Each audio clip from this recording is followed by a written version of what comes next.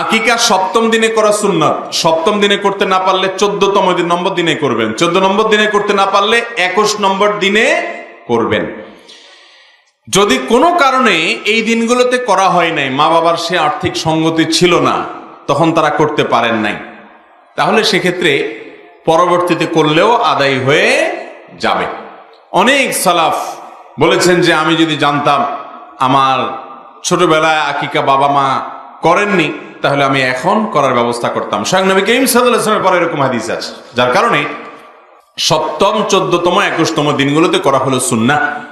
যদি কোনো কারণে ছুটে যায়, ইচ্ছাকৃত না, কোনো কারণে করা হয় নাই, তাহলে পরে করলেও আদায় হয়ে যাবে ইনশাআল্লাহ।